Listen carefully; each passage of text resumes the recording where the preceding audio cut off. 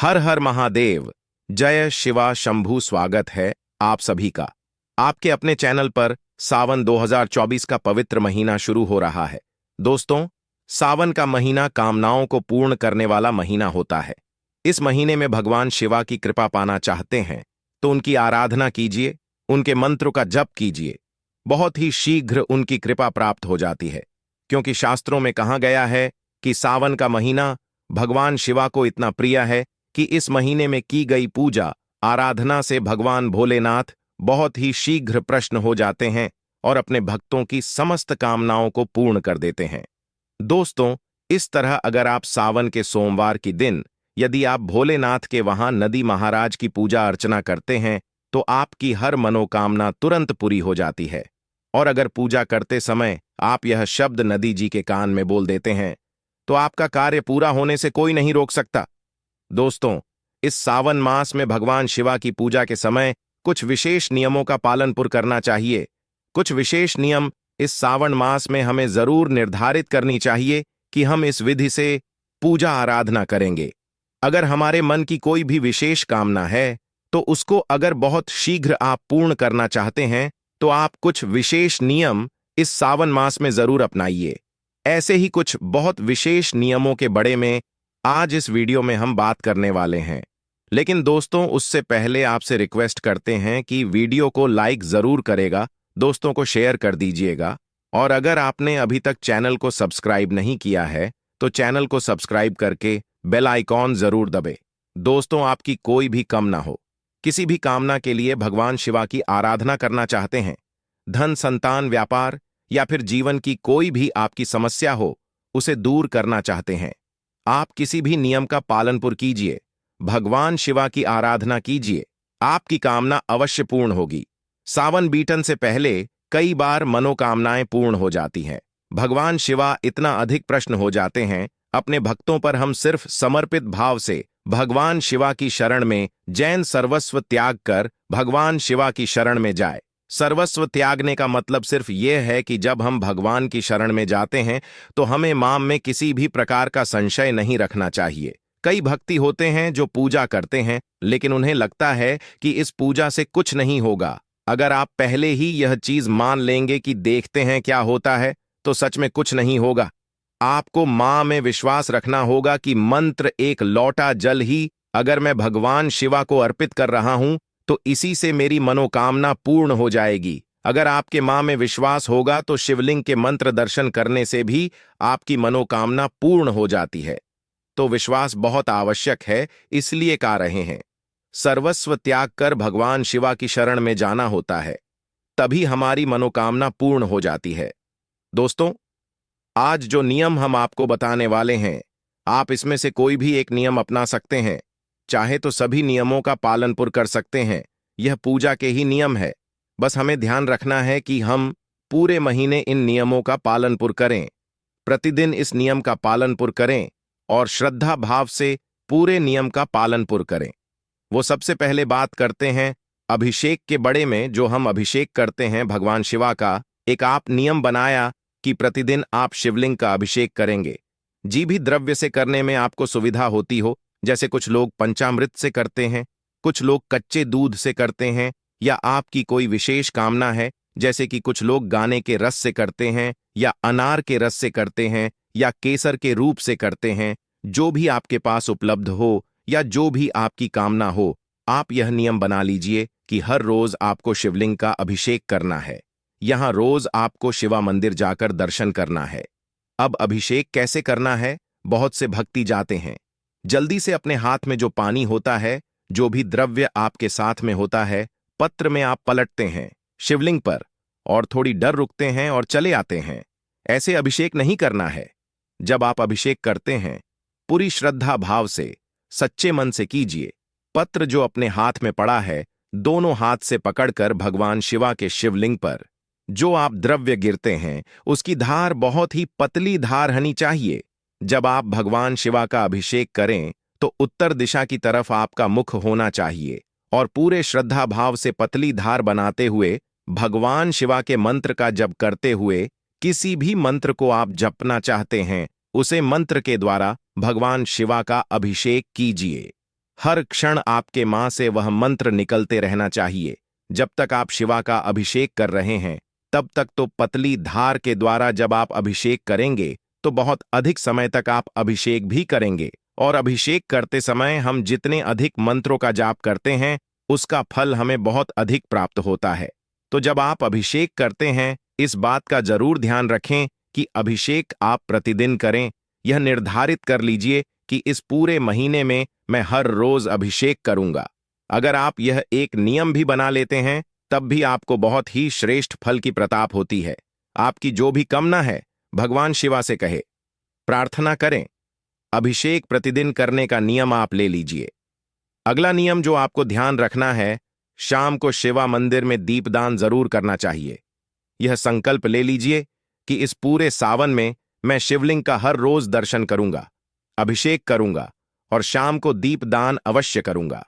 शाम का मतलब होता है जब सूर्यास्त हो जाता है, तब हमें शिवा मंदिर में शिवलिंग के समक्ष दीपदान करना चाहिए। अगर तो आपके घर के आसपास मंदिर हो तो आप हर रोज शिवलिंग के दर्शन कर पाते हैं, शिवा मंदिर जा पाते हैं, तो आपको मंदिर जाकर ही शिवा के पास, शिवा के समक्ष आपको दीपदान करना चाहिए।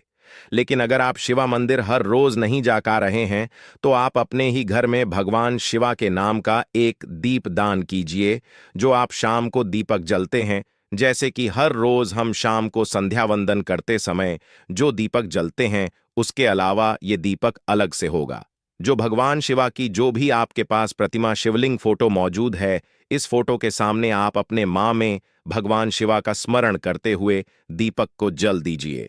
थोड़ी डर तक वहां बैठकर ओम नमः शिवाय का जप कीजिए। इस प्रकार से आपको दीपदान प्रतिदिन करना है। यह नियम बना लीजिए कि पूरे सावन आप दीपदान करेंगे। चाहे मंदिर में कर पे तो मंदिर में कीजिए, मंदिर में नहीं कर पाते हैं जो लोग वो अपने घर में ही भगवान शिवा के नाम का एक दीपदान करेंगे। अब आप पूछेंगे कि दीपदान किस चीज का करना है? मिट्टी का दीपक ले, आटे का दीपक ले, कोई भी दीपक जो आपके पास उपलब्ध हो।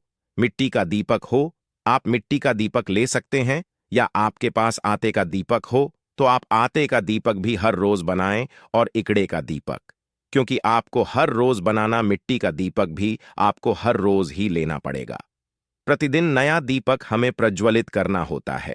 तो अगर आप घर में दीपदान कर रहे हैं तो आप कोई भी धातु का दीपक भी प्रयोग कर सकते हैं। तो हर रोज आप साफ करके उसे दान में प्रयोग करेंगे, और उसमें आपको क्या डालना है, घी या तेल, यह आपके अपने समर्थ पर है। अगर आप शुद्ध घी का प्रयोग करते हैं तो सर्वाधिक श्रेष्ठ, लेकिन आपके पास शुद्ध घी उपलब्ध नहीं है तो आप दीपदान करते समय तिल के तेल का प्रयोग भी कर सकते हैं, पर दीपदान अवश्य करें, इस बात का आप नियम बना लीजिए। अगला जो आपका नियम होना चाहिए वह भगवान शिवा को हम बेलपत्र अर्पित करते हैं। भगवान शिवा को बेलपत्र बहुत प्रिय हैं, तो बेलपत्र आप किस प्रकार से अर्पित करें जिससे आपकी कामना पूर्ण करें। आपको 21 बेलपत्र लेने हैं। अगर आपकी कोई विशेष कामना है तो देखिए हमें थोड़ा प्रयास तो करना पड़ता है। तो अगर हमारी मां की कोई विशेष इच्छा है और हम चाहते हैं कि भगवान भोलेनाथ प्रसन्न हो, और इस समय में तो बेलपत्र बहुत आसानी से उपलब्ध हो जाता है, तो आप 21 बेलपत्र हर रोज भगवान शिवा को अर्पित करें। किस प्रकार से अर्पित करेंगे वो हम आपको बताते हैं। बेलपत्र खंडित नहीं हनी चाहिए, बिल्कुल साफ सदरे शुद्ध बिल्व पत्र होने चाहिए। हर बिल्व पत्र पर आप चंदन से ओम नमः शिवाय लिखेंगे। सफेद चंदन द्वारा आप ओम नमः शिवाय लिखेंगे और इन सभी बिलपत्रों की आप माला बनाएंगे। सफेद धागे से इन सभी बिलपत्रों को एक साथ माला का स्वरूप दीजिए और यह माला ले जाकर आप शिवलिंग पर अर्पित कीजिए। प्रतिदिन का यह नियम बना लीजिए कि हर रोज 21 बेलपत्र की माला में भगवान शिवा को अर्पित करूंगा। आपकी जो भी कामना है भगवान शिवा से कहिए और संकल्प के साथ इस नियम का पालन पूर्ण कीजिए। पूरी सावन मास अगर प्रतिदिन आप 21 बेल पत्र की माला अगर भगवान शिवा को अर्पित करते हैं तो बहुत ही शीघ्र मन की समस्त कामनाएं पूर्ण हो जाती हैं। पर यह नियम के साथ होना चाहिए। पूरे सावन आपको ये कम करना है। अगला जो नियम आपको धारण करना चाहिए वह है सफेद आंख के फूल, जो कि भगवान शिवा को बहुत प्रिय है। सफेद आंकड़े के फूल ना मिले तो दूसरा वाला आंकड़ा जो लाल भी होता है कि आप उसका भी प्रयोग कर सकते हैं, लेकिन सफेद मिल जाए तो अति उत्तम आंकड़े के फूल आपको 108 लेने चाहिए। 108 फूलों की माला आपको बनानी चाहिए। आंकड़े के फूल गच में मिलते हैं तो बहुत थोड़े से फूलों में ही आपके 108 हो जाते हैं। जब आप गिनेंगे तो इनकी भी आपको 108 फूलों की माला बनाकर शिवलिंग पर अर्पित करें। तो प्रतिदिन आप यह नियम भी ले सकते हैं कि मैं हर रोज में 108 फूलों की माला भगवान शिवा को अर्पित करूंगा। जब अभिषेक करें तो 108 फूलों की माला भगवान शिवा को अर्पित करें। 108 फूल ना मिले तो क्या करें? तब आप 21 फूल लेकर इसकी भी माला बनाकर भगवान शिवा को अर्पित कर सकते हैं। हर रोज अगर आप सफेद आंकड़े की पुष्पों की माला भगवान शिवा को अर्पित करते हैं तो मां की कोई भी कामना हो, धन से संबंधित या संतान से संबंधित समस्या हो आपकी, या जीवन में आपको सुख समृद्धि चाहिए और भी कोई समस्या आपकी हो, शक्ति है किसी भी समस्या के लिए आप यह उपाय करें। संकल्प लेकर जब कोई भी उपाय करते हैं कि यह कम मैं पूरे सावन करने वाला हूं या करने वाली हूं, तो वो आपकी कामना भगवान शिवा अवश्य पूर्ण करते हैं। इसी प्रकार से आपको यह नियम पूरे सावन लागू करना है।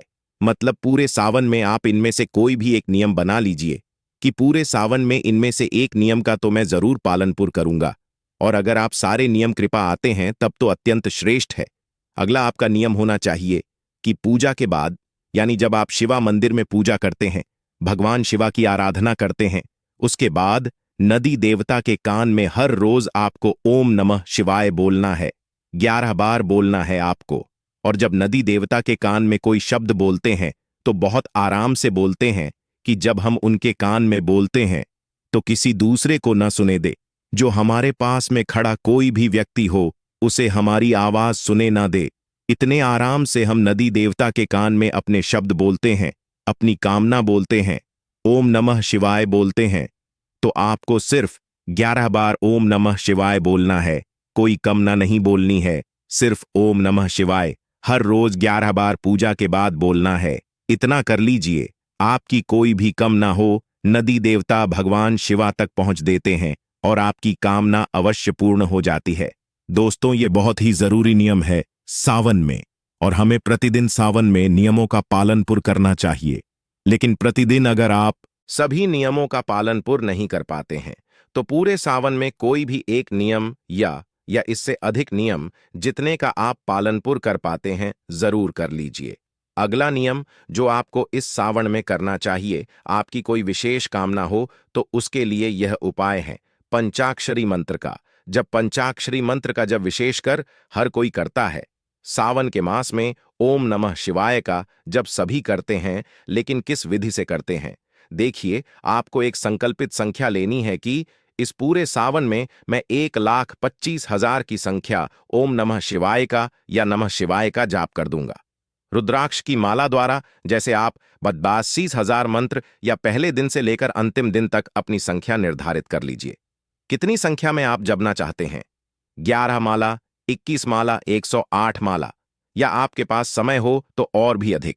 अगर आप पंचाक्षरी मंत्र का पूरी नियम से 25,000 जब सावन मास में कर देते हैं तो यकीन मानिए भगवान भोलेनाथ की असीम कृपा आपको प्राप्त हो जाती है, और आपके माम में जो भी कम ना हो, जो आपने सोचा भी ना हो, उससे कहानी अधिक भगवान भोलेनाथ आपको प्रदान कर देते हैं। यह बहुत महत्वपूर्ण नियम है। हम पंचाक्षरी मंत्र का जाप तो करते हैं, लेकिन कोई नियम के द्वारा कोई संख्या निर्धारित करके अगर नहीं करते हैं तो उसका उतना शीघ्र हमें फल प्राप्त नहीं होता है। लेकिन अगर आप पहले से ही संख्या निर्धारित कर लेंगे तो आपके जीवन की जो कामना है उसे कामना के साथ आप संकल्प ले लीजिए कि इस कामना के लिए मैं इतनी संख्या में मंत्र जाप करूंगा। आप इससे अधिक भी कर सकते हैं, लेकिन कम से कम 1,25,000 जाप का जरूर संकल्प ले लीजिए। या फिर शिवा तांडव स्तोत्र के द्वारा शिवलिंग का अभिषेक करेंगे। यह भी आप संकल्प कर सकते हैं कि हर बार जब मैं प्रतिदिन अभिषेक करता हूं तो अगर आपको शिवा तांडव स्रोत आता है, याद है आपको, तो पूरे मास में आपको शिवा तांडव स्तोत्र के द्वारा अभिषेक करना चाहिए। शिवा तांडव स्तोत्र अपने आप में एक बहुत ही सिद्ध स्तोत्र है। इस स्रोत के पठान मंत्र से श्रवण मास से ही मनोकामनाएं पूर्ण हो जाती हैं, भगवान शिवा की असीम कृपा प्राप्त हो जाती है। तो आप यह नियम अपने, यह कुछ विशेष नियम है, हमें पूरे सावन में जरूर इनका पालन पूर्ण करना चाहिए। तो इनमें से आपको जितना भी अनुकूल लगता है, आपकी कामना चाहे कोई भी हो, कोई भी एक संकल्प लेकर अगर आप अपनी कामना पूर्ण करने के लिए भगवान शिवा से प्रार्थना करेंगे, अवश्य आपकी कामना पूर्ण होगी।